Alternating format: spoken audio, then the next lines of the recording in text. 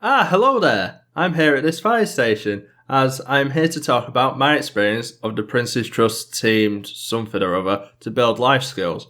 Well, as you can tell, I am at a fire station, but we were actually in these two huts here. Well, this one on the left, as the other was just full of old computers. There were around 7 of us though, although this did change all the way throughout as we ended up with just 5 of us, but oh well. And 2 others joined, who cares? They were alright people, most of them, and our ages ranged from 16 to 24, and I was age 18, so kind of in the middle. I got on with most of them alright, especially one of them, Matt. He was the 24-year-old, but looked younger than me. Wow, do I already look like this? Oh god. The 2 leaders as well were really nice. There was Lauren, the head, and Mo, the coolest guy I've ever met. He was just chill and calming, always up for a laugh and talking to you, and really seemed to care about his job. Also, later on, Lauren had to go for medical reasons, so Mo became the leader and was joined with an up-and-coming young woman called Becca, who was kind, helpful, and always had a smile. There was a lot of paperwork, but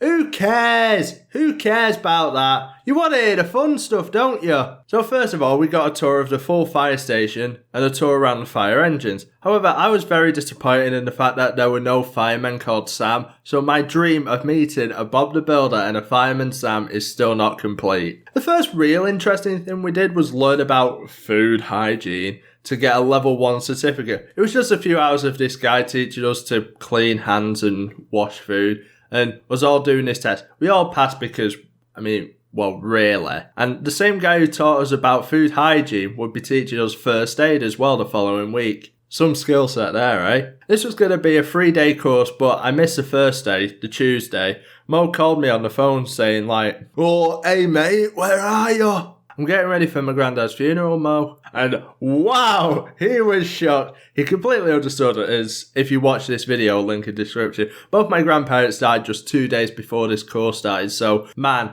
I learned my first aid just 2 weeks too late. Man, I would have done it right. Oh well. But back to the first aid. Because I missed the first aid, I just had to sit and watch the others in the next 2 days and got a lower qualification. I'll be honest, I do most of the stuff anyway to do with CPR. And my dad taught me some stuff as well, like when you enter a room, you have to be like, "Hello there, my name is Aristad and I'm a qualified first aider. How may I help you today?" "Oh, it's you? Well, never mind." As well as learning new skills for the workplace, as a group we would have to do some local charity work. So the one that had been sorted out for us was doing some bag packing for the day at Tesco. You know, those people at the end of tills helping people fill their bags and collecting money. That was us. I was very nervous about this as meeting new people wasn't a strong suit for me, but I managed to power through with the help of the person on the till. And some people were alright and I helped them out, but some mainly entitled young people were just rude, and it felt like they were looking down on us for doing charity work as the money we were collecting was for us to help others. Yeah, you looked at me, I guess you look up at me. You entitled 20-something-year-old with your top knot hair thinking you're cool or something. You're not, mate. We also collected money, well, at least tried to, from a lot of shops at Salford Precinct. None of us wanted to, as it's a bit, rude. But Mo and Becca, well, mainly Mo, just dropped us off at the precinct while it was raining and said, "Oh, don't come back till you got the money." As a group, we were pissed off at this, and most of us just muted it, but me, oh, of course not. I had not hit my rebellious phase yet, so I just got on with it with one of the girls, and we went into one shop, realised it was a disaster and a lost cause to carry on, and just walked back with the other 4 behind us. And the reason the number of people may fluctuate in this video is because some people just didn't show up on some days because they couldn't be asked. But we walked back and ended up with nothing extra. Now with our money, we had to find some charity work to do. What we had to do was try to find some local places where we could do our charitable work. We ended up with 2 places. A school near my house my nieces were at the time. I was the one who phoned them up, and I believe we managed to get them because I was the best on the phone. And that sounds very strange to everyone who knows me, but I was the most confident, articulate and professional when it came to talking on the phone. The other place was, well, the huts we were in, as we couldn't find any other places than the school. We decided to renovate the huts a bit. For the school, all we did, well, I did, was build some cheap,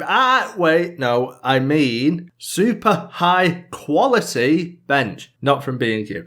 It was. Because, obviously being built by me is of the highest quality. To go in their new garden thing, which, funnily enough, my brother did that garden renovation for the school all by himself, he says. I think this picture's more accurate of that situation. And for the huts, me and Matt sanded and repainted the round table. And Matt and I got quite annoyed as we were at this table for nearly a full day trying to sand it all down and get at least one coat of green on it, while the rest of them basically did nothing. But we carried on with the hard work, as that was the kind of people we were. Hard working, trying to get everything done. The only other main thing we had to do was shovel up a lot of rocks to make the side of the wall level. This took days, as we had to 1. Shovel rocks, 2. Deal with the roots of a tree on the other side of the brick wall, and 3. Yet again, it was mainly me and Matt doing this. And yet again, we soldiered on. The 2 girls, however, and the leader Becca,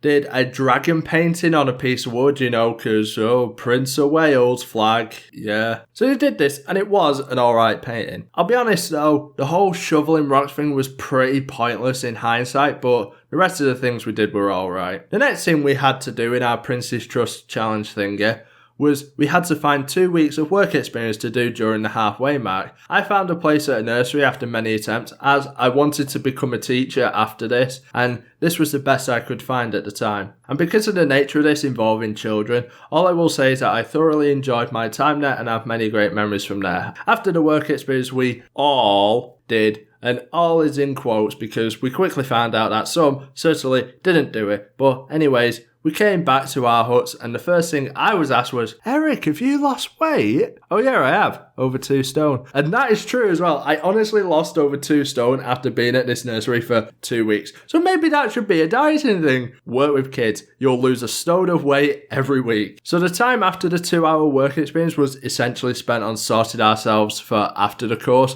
whether it was applying for jobs, someone applying for benefits, and what I did, apply for college again, as I wanted to become a teacher, so I got on with that, but it was a different college to my first one. We also were planning basically our graduation ceremony, which would involve a speech in front of parents, the mayor, and some high up people in the GM fire service. We, as a group, had met the mayor of Salford as we went to the town hall here in Swinton. We got to see the Salford Charter in the mayor's office, sit in the mayor's chair in the chamber, so it was quite a cool day all in all. But before I tell you about this presentation, I must explain the mystery of Mo's disappearance. So, with 2 weeks left or something, Mo just disappeared. We never saw him again, never heard from him, and it was all down to Becky to carry on this thing. No one had any idea where Mo went. Most of us think he was fired for something, because he was kind of a rule breaker. Not serious things though, but letting us go home early, taking us to the park to play football or something. But we never saw him again. Becky, however, did receive some assistance, me and Matt, because we were the sensible ones, and someone no one liked. Well, not because she was a bad person, but because, she was just one of those people who does everything by the book. Everything has to be done the proper way, and it just gets annoying. I first got a bad feel about her when she was driving me and Becky in the minibus, and every time she stopped, she would put the handbrake on. And as someone who is, at least a driver, it's something that you just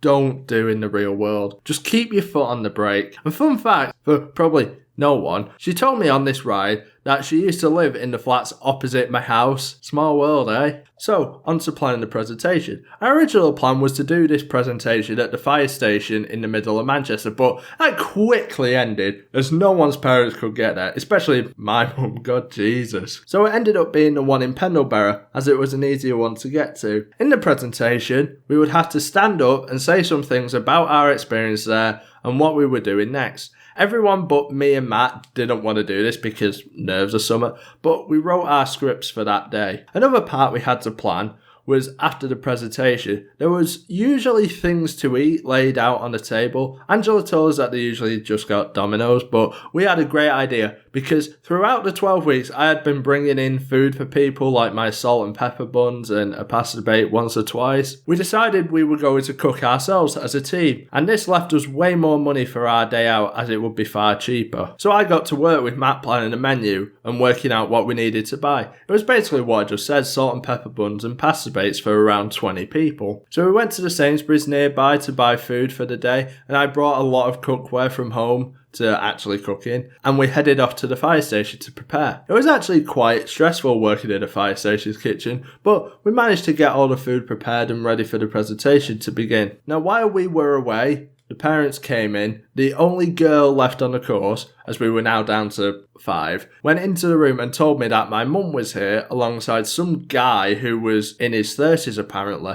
So obviously, I thought it was my mum and my brother, as, well, he doesn't look like he's in his 30s, but at the time he was. But as we went into the room, it turns out that it was my mum and dad. So actually, my mum and someone in his 50s, even back then. Like, as if she said that my dad looks like he's in his 30s. When I told my dad about this, he obviously loved this because someone thought he was in his 30s. I mean, if he was, he would look more like the Pringles guy. So we carried on saying our script, and as someone who was great with talking to a crowd, I found it easy and actually had a great time. We all finished our speeches, received our certificates for first aid and food hygiene, and started to eat and talk with others. It was actually quite a good day all in all. And for the final part of this super long video is the treat day. We had to celebrate our time there. And because we had saved a lot of money by cooking the presentation day food ourselves, we decided that what we were going to do first was go to the Trafford Centre and play mini golf, and then go to Nando's at the Chill Factor. At mini golf, it was only really 4 of us playing, including Becky and me, and we drew for the win, which annoyed me as I completely bottled it on the last hole, so we ended up drawing. But anyways, we carried on with our day over to Nando's at the Chill Factor to eat our chicken. We had a great time there and really enjoyed talking to each other and spending time with one another for one last time. But the day wasn't finished yet. As we walked around the Chill Factor and experienced the cold by walking on the balcony in the slopes, and there was a giant ball pit popped up there. So obviously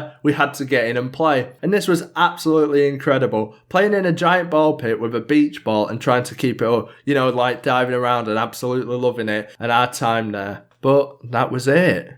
The end of a 12 weeks Prince's Trust course. A great bit of fun all summer long, and I would strongly recommend any young adults to do it if they can. Hey, I hope you really enjoyed this super long video. You might have realised it's been at least 3 weeks since my last upload, and that is because of, well, painting my room and this video, as I didn't really want to split it into 2 separate videos. So anyway, I hope you enjoyed this video, and I will see you in another 2 weeks for another longer video that was meant to be 2 parts. See you then.